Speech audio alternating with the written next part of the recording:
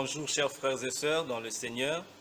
Nous sommes heureux ce matin de vous retrouver encore en ce deuxième dimanche de ce mois de mai pour célébrer notre culte de mode confinement comme toujours. Et nous savons par la foi que Dieu est avec vous, que Dieu vous protège, que Dieu prend soin de vous et de vos familles. Nous espérons que tout va bien et nous continuons à prier pour vous, sachant que la seule chose qui nous reste à faire en ce moment, c'est de regarder au Seigneur, lui qui est l'alpha et l'oméga, le commencement et la fin. Toute l'histoire de ce monde est sous son contrôle, il n'y a rien qui lui échappe.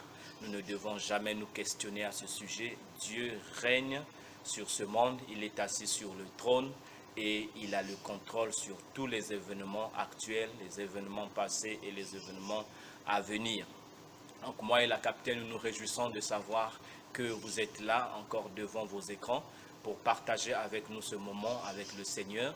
Nous allons pouvoir le louer, le glorifier parce qu'il est digne, il mérite cela. Et pour commencer avec notre culte, nous allons demander à la capitaine de faire une prière d'ouverture. Prions le Seigneur. Grand Dieu, nous te bénissons, nous célébrons ta gloire. Nous nous approchons de toi avec un esprit d'humilité parce que toi tu fais grâce aux humbles, tu résistes aux orgueilleux. Et nous reconnaissons que Seigneur, tu es le Tout-Puissant, tu es le Roi des Rois et que toute la gloire te revienne. Nous voici encore, Seigneur, dans ta maison pour te louer, te célébrer, propager ta bonne nouvelle. Et merci, Seigneur, pour cette grâce que tu nous as faite. Et merci de préparer les cœurs de toutes les personnes qui seront avec nous, Seigneur, qui chanteront avec nous, afin que tout se passe dans ton amour. Béni sois-tu, Seigneur, dirige tout ce qui se passera dans notre culte, soit l'alpha et l'oméga. Au nom de Jésus-Christ, notre Seigneur, nous avons ainsi prié. Amen. Amen. Alors, pendant ce culte, nous allons pouvoir écouter des jeunes soldats qui vont pouvoir partager avec nous les versets bibliques que Dieu a mis dans leur cœur. Il y aura aussi deux témoignages des deux sœurs de notre groupe de jeunesse et aussi un témoignage exprimé par les tambourins, par deux sœurs. Et juste après, nous écouterons aussi le message de la parole de Dieu qui a pour thème « Marcher comme des enfants de lumière ». Nous vous souhaitons une agréable réunion alors que Dieu lui-même réponde sur son peuple ses riches bénédictions. Proverbe 15, verset 1er. Une réponse douce calme la fureur, mais une parole dure excite la colère. Parole du Seigneur. Amen. Psaume 91. Celui qui demeure sous l'abri du Très-Haut repose à l'ombre du Tout-Puissant. Je dis à l'Éternel, mon refuge et ma forteresse, mon Dieu en qui je me confie.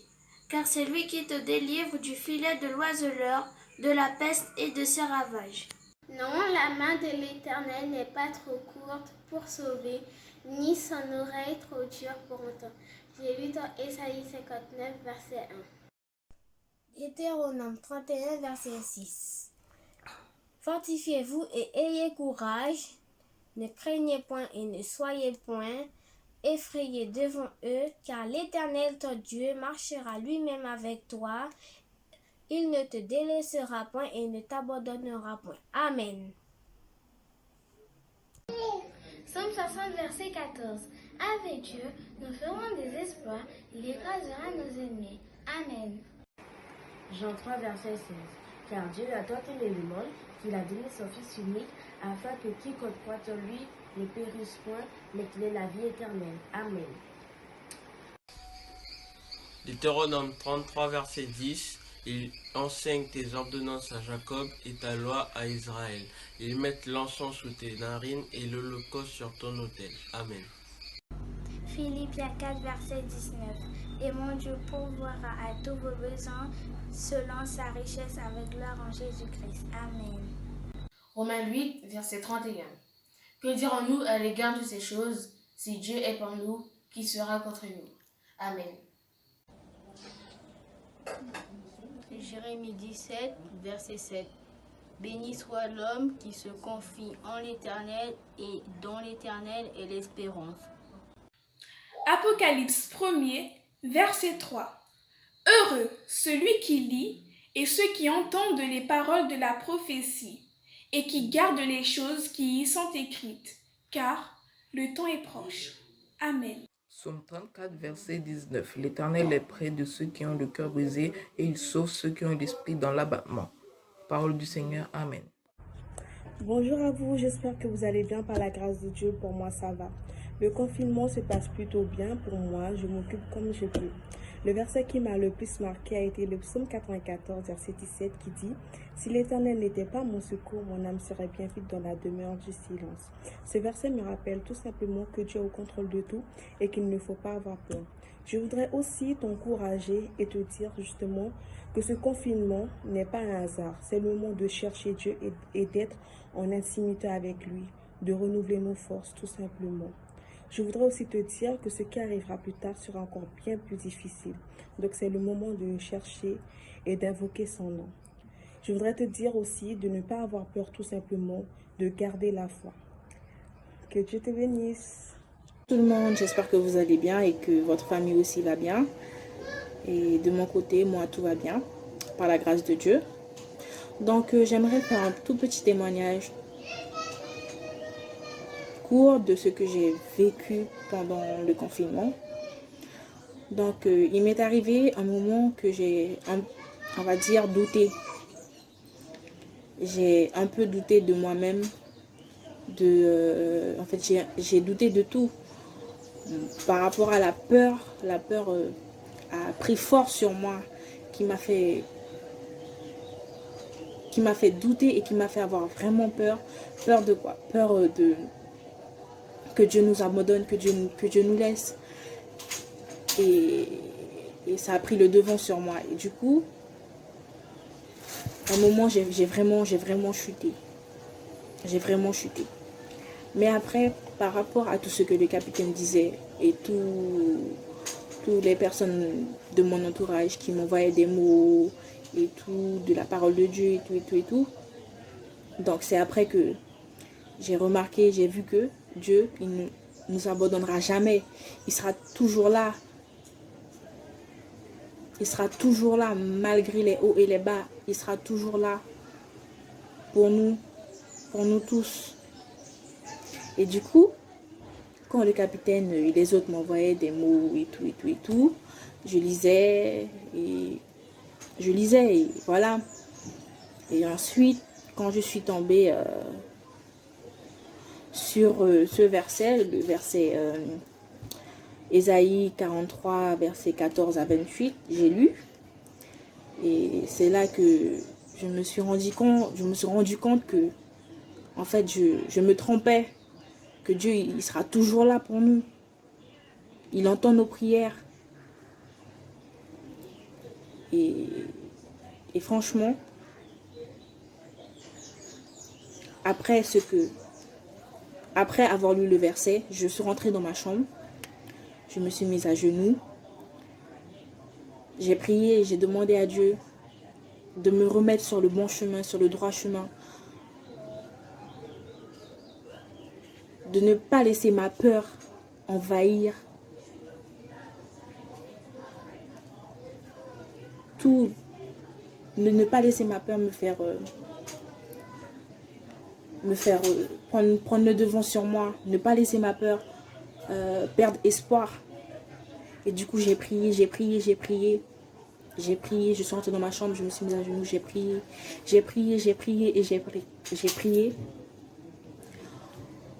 Ensuite, je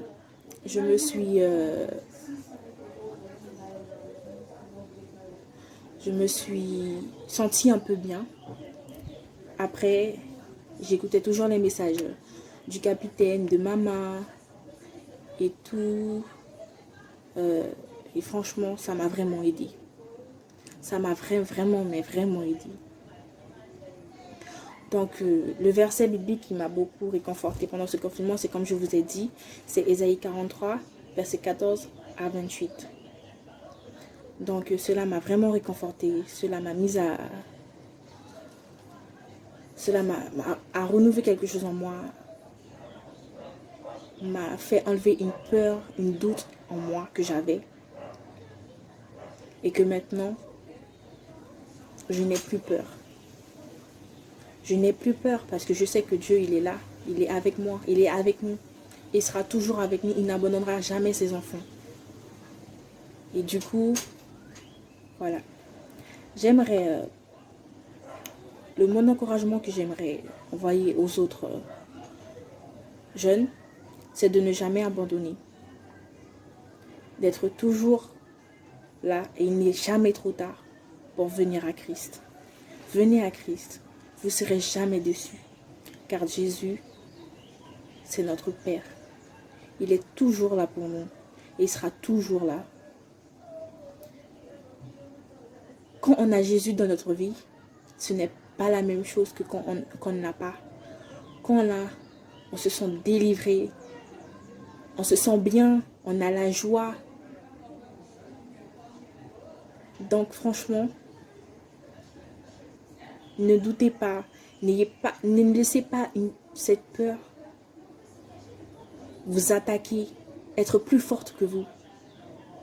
Parce que si vous laissez cette peur-là vous attaquer, c'est comme si le diable il vous contrôlait. Et non, le diable ne vous contrôle pas parce que Dieu il est là. Il est toujours là. Il l'avait dit dans sa parole qu'il y aurait eu tout ça dans le monde. Mais c'est juste que nous, de notre côté, nous devons prier, persévérer, écouter sa parole, chanter, prier et ne jamais abandonner. Donc c'était ce petit témoignage que je voulais partager et que franchement,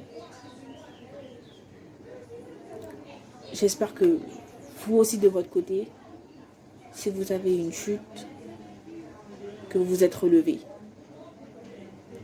Donc, que Dieu vous bénisse, que Dieu vous accompagne. Bonjour les jeunes, bonjour les jeunes. J'espère que vous allez bien par la grâce de Dieu. Et pour moi aussi, je vais bien. Donc, je suis là aujourd'hui pour partager avec vous mon témoignage. Donc, durant ce moment de confinement, et j'ai profité de prier pour chercher la face de Dieu, soit dans sa parole, dans des moments d'adoration, soit avec la famille. Donc, voilà, on cherche Dieu ensemble. Et puis, durant ce moment que personne n'y avait pensé, personne n'y attendait pas, mais on peut dire, par la grâce de Dieu, Ebenezer, jusqu'ici, l'Éternel nous a secourus. Alléluia. Gloire à Dieu. Donc, nous sommes là, par la grâce de Dieu, on est là encore debout. Donc, je vais partager avec vous le verset qui m'a tenu ferme durant tout ce temps. Donc, on le trouve dans Psaume 46, verset 1er, qui nous dit, cherchez mon enfant, je suis pour toi, un refuge et un appui, un secours qui ne manque jamais dans la détresse. Donc, ce verset m'a toujours encouragée. Et puis, voilà. C'est que j'aimerais vous dire, les jeunes. Donc, je vous encourage à prier, toujours prier et lire la parole de Dieu et rester ferme dans la prière. Que Dieu vous bénisse, les jeunes. Et restez avec la grâce de Dieu. Soyez bénis. Bonjour les tambourines, Seigneur. J'espère que vous allez bien. On va interpréter une petite vidéo pour vous. Bonjour, Seigneur.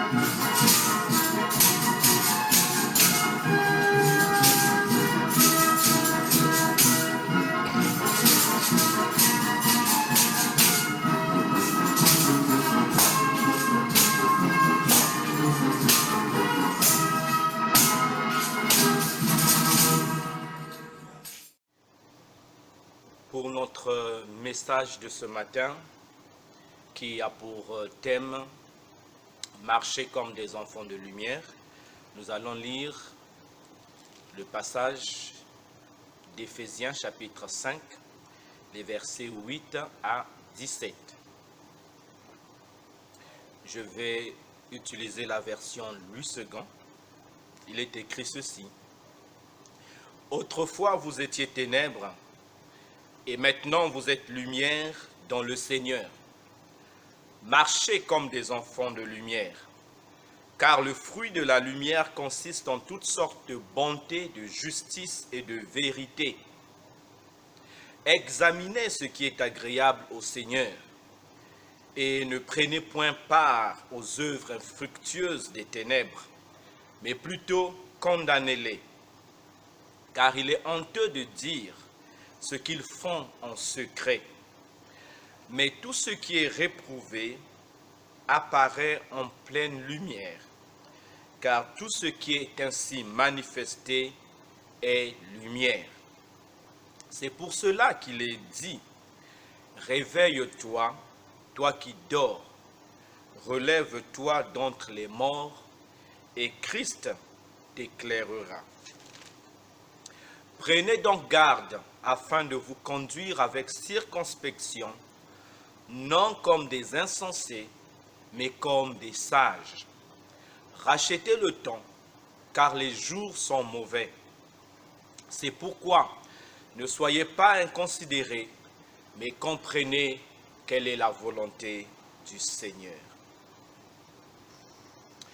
Chers frères et sœurs, notre existence sur terre, notre histoire, notre vie sont toujours marquées d'un avant et d'un après, d'un passé et d'un présent. Tels sont les deux temps qui marquent notre histoire. Et en tant que chrétiens, nous avons connu un avant, un passé, mais que l'on peut caractériser de misérable.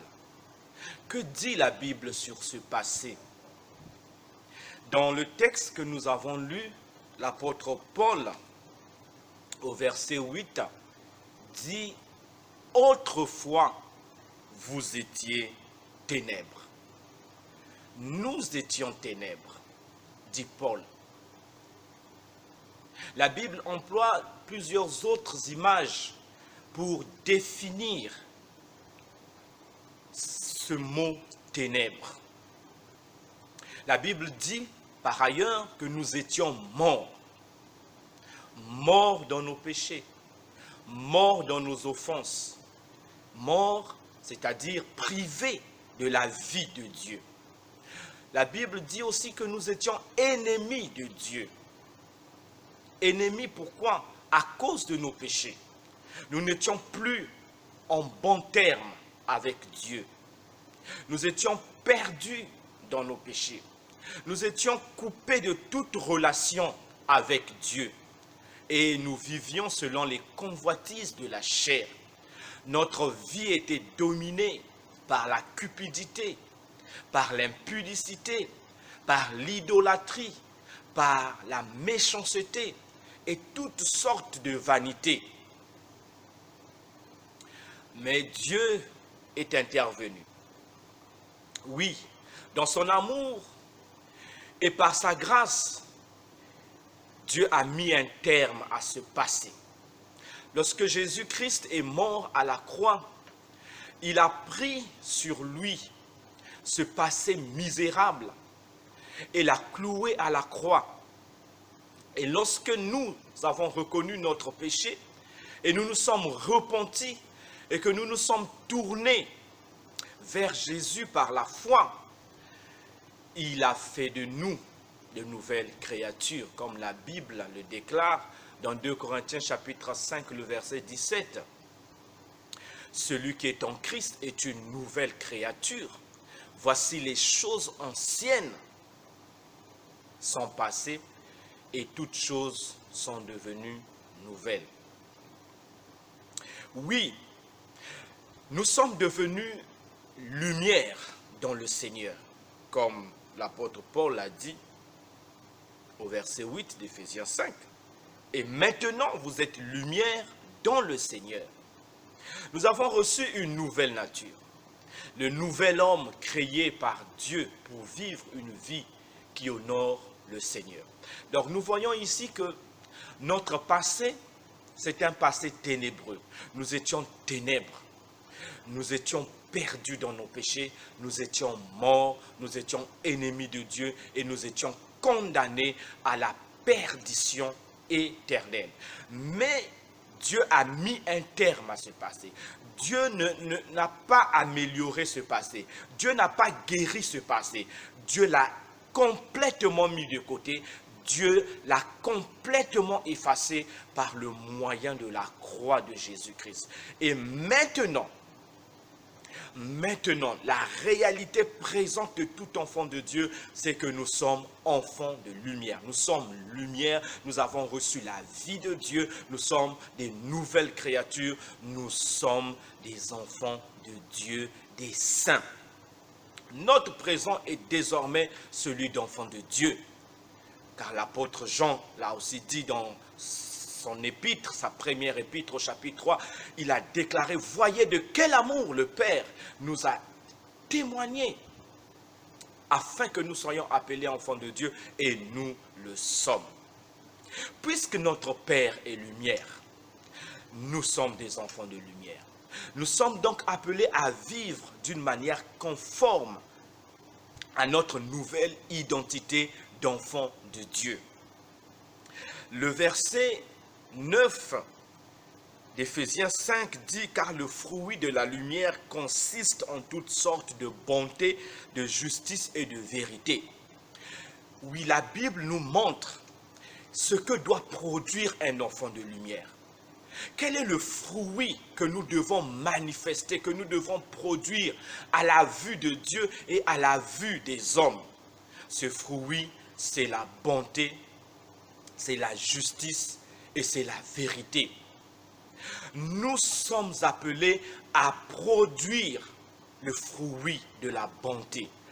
Nous devons être bons. Être bon, c'est avoir un caractère bienveillant, un caractère affectueux. Nous devons être de ceux qui font le bien aux autres, de ceux qui procurent le bonheur aux autres. Nous devons vivre dans la justice. Et la justice, c'est la droiture, c'est l'équité, c'est l'honnêteté. Nous devons faire ce qui est juste et droit aux yeux de Dieu. Un enfant de Dieu ne doit pas se plaire à l'injustice, à ce qui est faux. Et la vérité, c'est l'intégrité. C'est l'absence de toute fausseté et d'hypocrisie.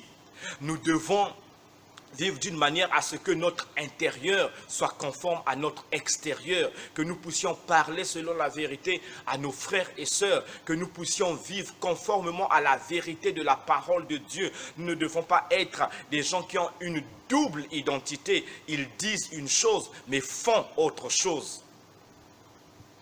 Et quels sont les conseils pratiques que l'apôtre Paul nous donne dans ce texte d'Éphésiens 5? Le premier conseil pratique se trouve dans le verset 10. Examinez ce qui est agréable au Seigneur. Nous devons rechercher en tout ce qui plaît à Dieu et non aux hommes. Car il y a bien des choses qui plaisent aux hommes, mais qui sont en fait une abomination aux yeux de Dieu. Nous devons nous demander chaque fois que nous sommes sur le point d'agir ou de parler, est-ce que ce que je suis sur le point de faire ou de dire est agréable à Dieu? Nous sommes redevables à Dieu. Nous sommes responsables de nos actes et de nos paroles devant Dieu. Beaucoup de gens aujourd'hui se trompent en croyant qu'ils sont redevables d'abord aux hommes. Et ils font uniquement les choses dans le but de plaire aux hommes. Mais le fait de rechercher à plaire aux hommes peut nous induire en erreur, peut nous empêcher de faire ce qui est juste aux yeux de Dieu. Nous devons donc être remplis de la crainte de Dieu et non pas de la crainte des hommes. Le plus important pour nous aujourd'hui, c'est de vivre une vie qui plaise à Dieu. Dans 1 Thessaloniciens, le chapitre 4, l'apôtre Paul, exhortant ses frères de Thessalonique, dit ceci: « Au reste, frères, puisque vous avez appris de nous comment vous devez vous conduire et plaire à Dieu, et c'est là ce que vous faites, nous vous prions et nous vous conjurons au nom du Seigneur Jésus de marcher à cet égard de progrès en progrès. » Oui, chers frères et sœurs, nous devons vivre d'une manière à plaire au Seigneur. Et lorsque nous avons appris ce qu'il faut pour plaire au Seigneur, nous devons le faire de progrès en progrès, de mieux en mieux. Nous devons donc nous séparer de tout ce qui est honteux et condamnable aux yeux de Dieu. Le chrétien ne doit pas prendre part aux choses qui se font en secret, parce que ce sont des choses honteuses, telles que les pratiques occultes, l'immoralité sexuelle, les vols et autres choses. Ce sont là les œuvres infructueuses des ténèbres. Oui, mes amis, tant que nous ne prendrons pas au sérieux l'appel de Dieu de vivre dans la sainteté, Dieu ne nous prendra pas aussi au sérieux et nous ne convaincrons jamais ce monde qui est plongé dans les ténèbres qu'il y a une manière de vivre différemment, parce que Dieu existe bel et bien et ceux qui lui appartiennent vivent dans la lumière. Le deuxième conseil pratique est au verset 14. L'apôtre Paul déclare: « C'est pour cela qu'il est dit, réveille-toi, toi qui dors, relève-toi d'entre les morts, et Christ t'éclairera. » Le Seigneur appelle tous ses enfants qui ont rétrogradé à se réveiller du sommeil spirituel et de se relever de la mort. Oui, beaucoup demandent parfois au Seigneur de les réveiller ou de les relever. Mais lorsque nous lisons ce texte, ce n'est pas à Dieu de nous réveiller, ce n'est pas à Dieu de nous relever. C'est notre responsabilité, ce n'est pas celle de Dieu.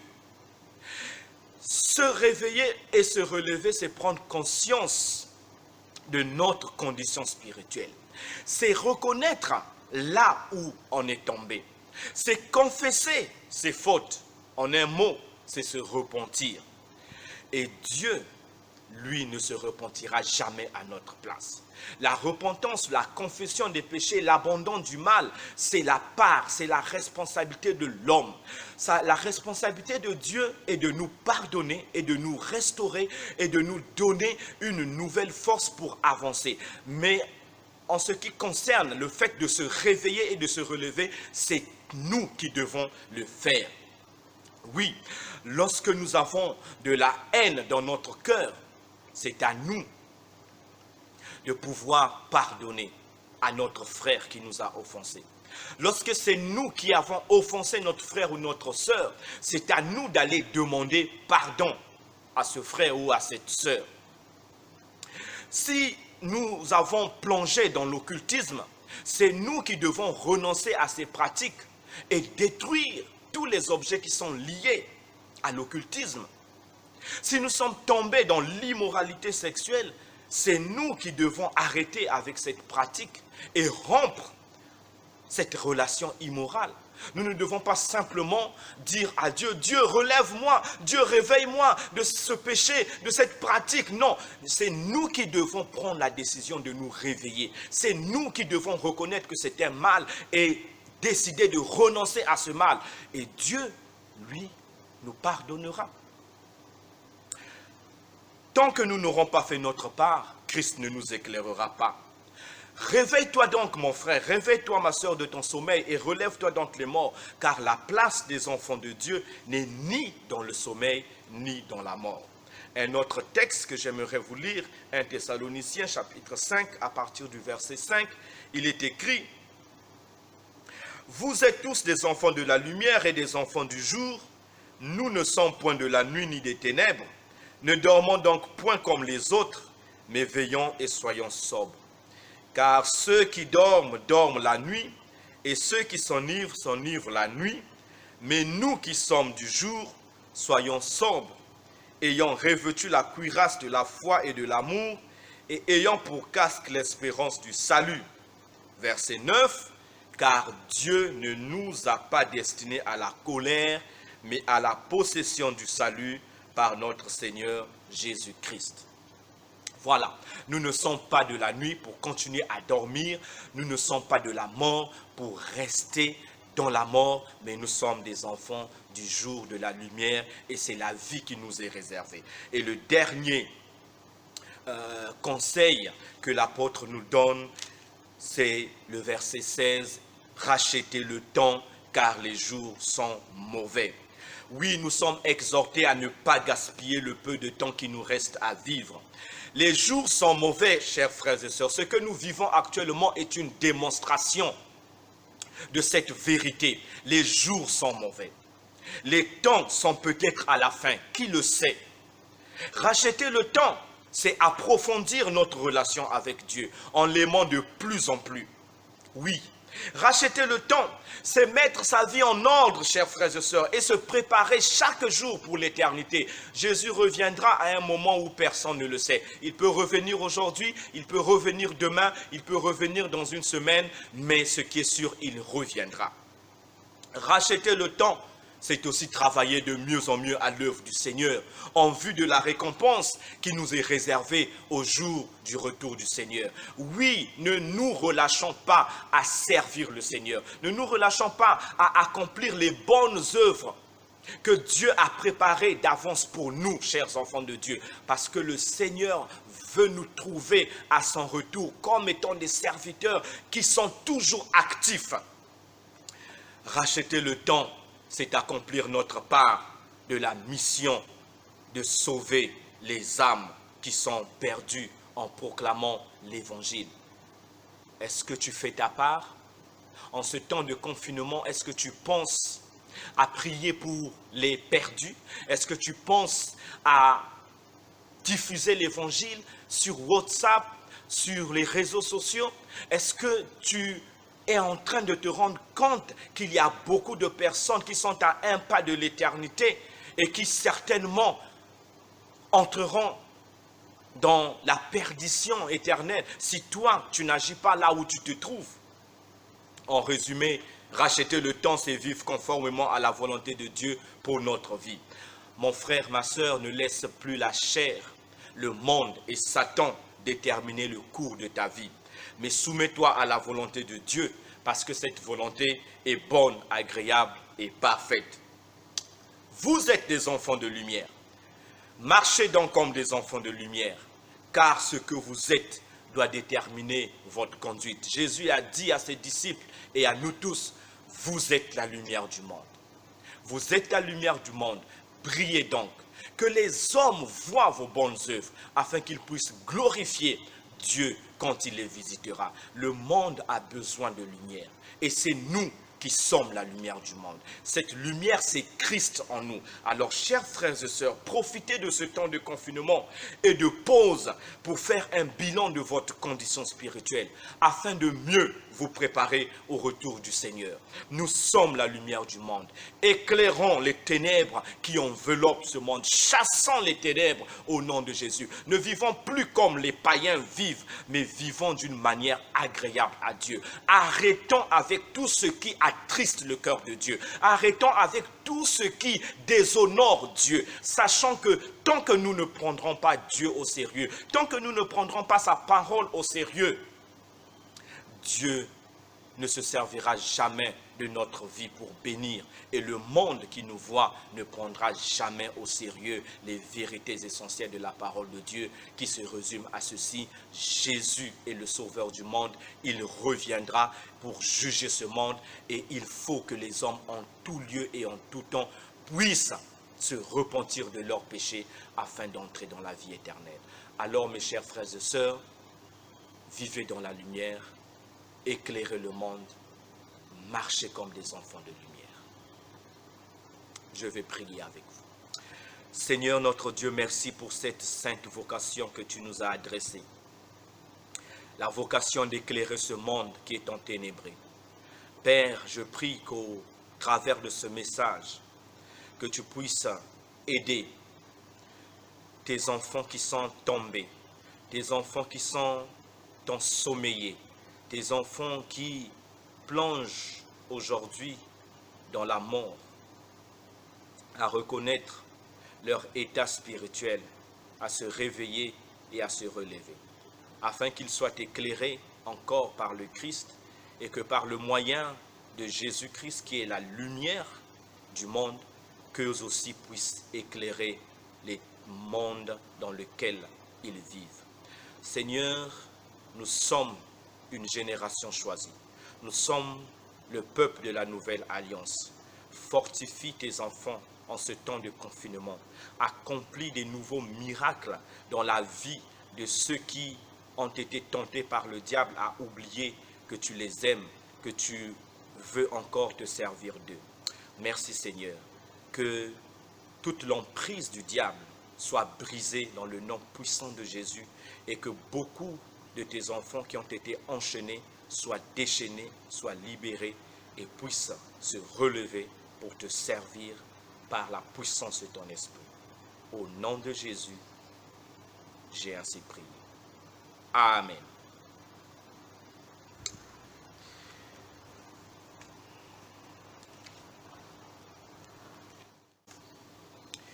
Nous allons chanter ce cantique « Prends Seigneur l'offrande de mon humble cœur » en méditation à cette parole que nous venons d'écouter pour nous permettre de pouvoir élever encore nos cœurs à Dieu dans une consécration de tout notre être. Prends Seigneur l'offrande. Prends Seigneur l'offrande de mon humble cœur. Vois, je ne demande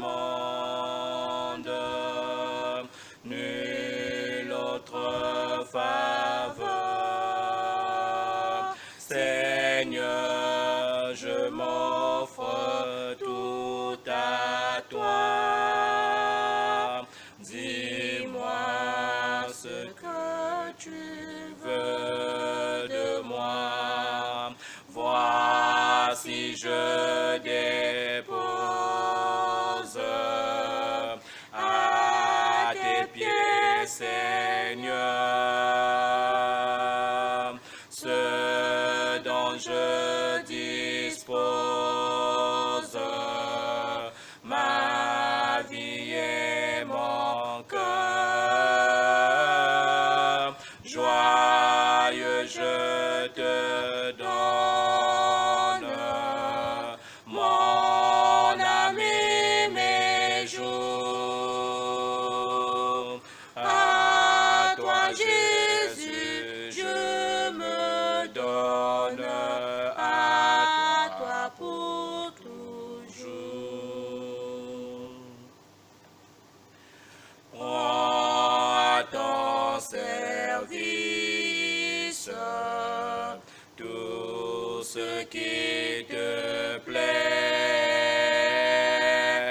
pauvre sacrifice, don bien imparfait. Seigneur, je m'offre avec bonheur. Oh, fais de moi ton serviteur. Voici je dépose à tes pieds, Seigneur,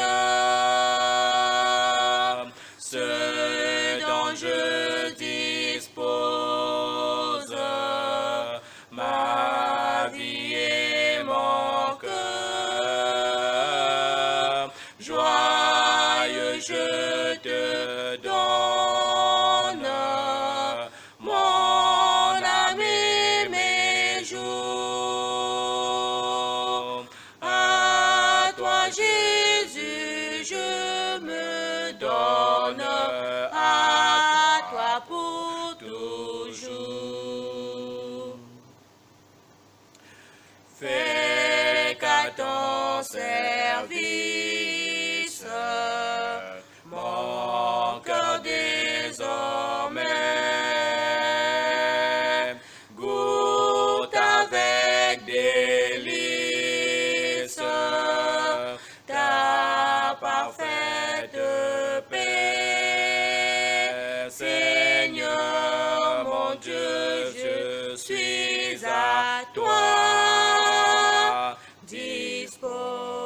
maintenant de moi. Voici, je dépose à tes pieds, Seigneur, ce dont je dispose, ma vie et mon cœur. Joyeux, je te donne mon âme et mes jours. À toi, Jésus, je me donne, à toi pour toujours. Oui, notre Seigneur est digne de recevoir l'offrande de notre cœur, de notre vie, de notre tout. La capitaine, pour clôturer ce culte, va prononcer la bénédiction pour nous tous. Que l'amour de Dieu notre Père, la grâce de notre Seigneur Jésus-Christ et la communion du Saint-Esprit soient et demeurent avec vous. Amen. Amen. Nous vous souhaitons un bon dimanche et nous continuons à vous rappeler, gardez les yeux fixés sur le Seigneur. Prenez soin de vous. C'est vrai que le déconfinement va commencer demain, mais soyez toujours prudents. Respectez les instructions, les gestes barrières de la distanciation sociale dans vos possibilités pour ne pas permettre au virus de pouvoir continuer à se propager. Nous savons que tout va bientôt se terminer par la grâce de Dieu, car il nous aime. Au revoir.